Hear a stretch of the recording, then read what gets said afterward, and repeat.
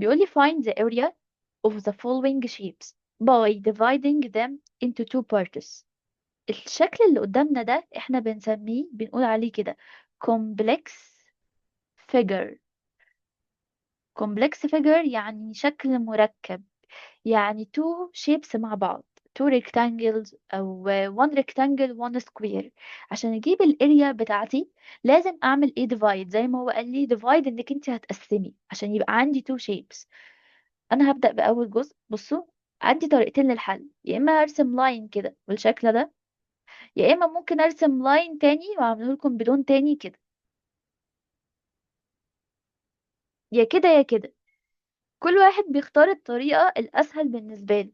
تمام. بس احنا في الآخر التوتال اريا لازم تكون نفس النمبر، يعني مثلا لو طلعت ب 24 سواء بالطريقة الأولى أو الطريقة التانية تطلع 24. أنا مثلا أحب إن أنا هشتغل بالشكل ده، اللي هو كده أرسم كده لاين بالشكل ده. قسمتهم، هسمي ده 1 وهسمي ده 2. طبعا لو كنتوا عايزين تعكسوا ده 1 أو ده 2 عادي. بعد ما بعمل ديفايد واحدد كل شيء النمبر بتاعه ايه، لازم اظبط السايد لينسز. السايد لينسز عندي هنا مش مظبوطه عشان اقدر اجيب الاريا. هظبط السايد لينسز ازاي؟ هاجي عند اللي هو شيب 2. ده كده واضح ان ده ريكتانجل، ده ب 4، يبقى الاوبوزيت بتاعه هيكون ب 4 سنتيمتر. هو بيقول لي ان كل ده ب 9. انا ال 9 اخدت منها 4، هتتبقى كام؟ الجزء ده بكام اللي انا عملته اكس؟ ب 5 سنتيمتر، عشان هو كله ب9. في جزء ب4 يبقى الباقي 5، عشان 9 ماينس 4 5.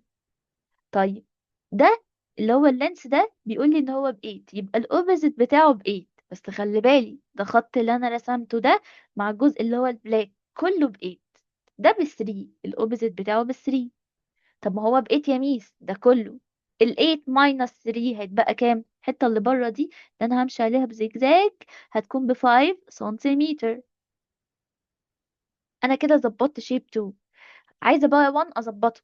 ده 5 يبقى الاوبوزيت بتاعه 5، وطبعا واضح قدامنا ان هما ريكتانجل مش سكوير. التو شيبس ريكتانجل. وده ب 3، الاوبوزيت بتاعه ب 3. الاتنين ريكتانجل مش سكوير. طيب عايزه اجيب الاريا. احنا عارفين ان الاريا لينس تايم ويدز. ايه 1؟ اللينس 5 والويدز 3، وال 5 باي 3 equal 15 سنتيمتر سكوير.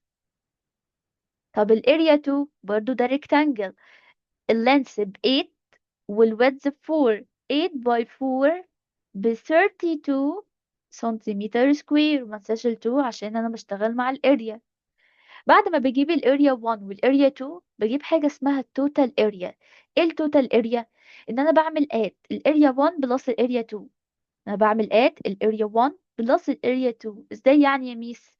هقول 15 بلس 32 هجمعهم.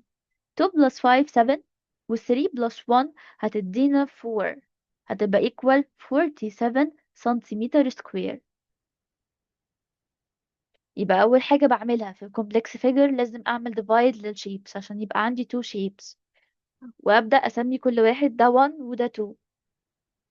وبعدها أظبط السايد لانسز عشان أشوف السايد لانسز بتاعتي إيه عشان أقدر أجيب له الاريا 1 والاريا 2. بعد كده الحصة الجاية هنتعلم ازاي ان احنا نجيب البريمتر، وطريقة البريمتر سهلة. البريمتر بنعملها على خطوة واحدة. تمام. بس هناخدها الحصة الجاية عشان ما تتلخبطوش.